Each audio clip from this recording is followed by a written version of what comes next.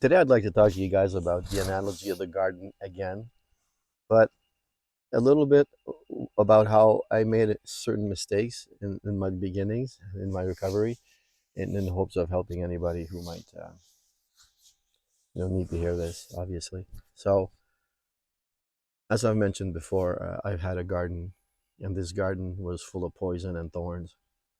And this garden was a protective garden. It was a way to repel people, maybe to protect myself, to ward people off, to warn them of what I was and who I was, to keep them away, keep myself isolated in the thorns and in the poison, keeping in mind that this poison and these thorns were also hurting me. But it was familiar, and my garden was rich and healthy, and I had put a lot of work into it. So to me, the approach was to tear this garden down and to turn away from that. And that can be difficult because it's familiar and it's comfortable, even though it's extremely damaging and destructive. So what I would like to offer today is a different approach, is what happens once we've taken the flamethrower to the garden and we've removed all the debris and we've flipped the soil, and now we have a fresh, empty garden,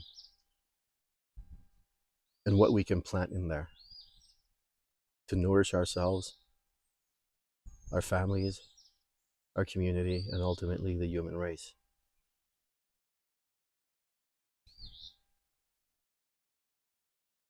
So recovery can be looked as, I have to stop all these things and I have to drop all these things and I can never do this again. I will miss it. I, I, I don't know how to do that. Or it can be, I get to plant new seeds. I get to reinvent myself, create a new life. And I get to learn how to do that.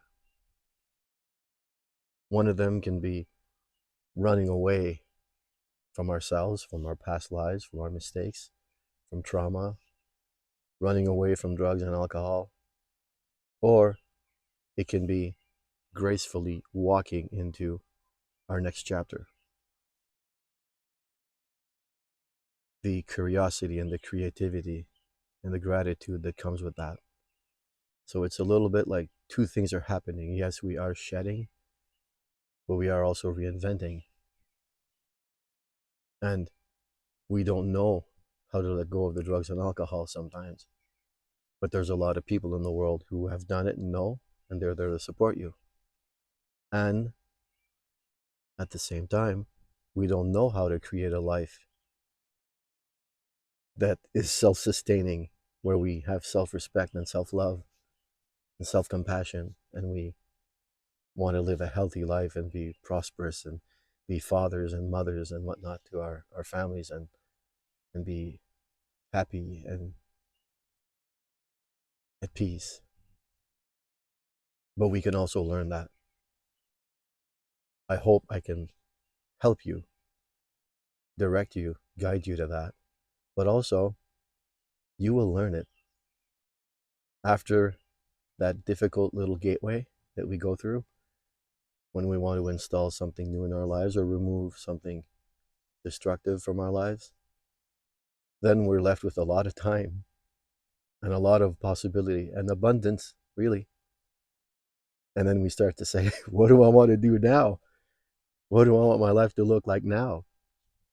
And then we just listen to ourselves, listen to that inner child, listen to the Holy Spirit, listen to our higher self, listen to our intuition, our instinct, our heart, and then we just go and we do it. So it's a twofold procedure, but instead of thinking about all the things that we can't do and all the things we have to give up, we can think of how life opens itself up to us now, and the sky's the limit.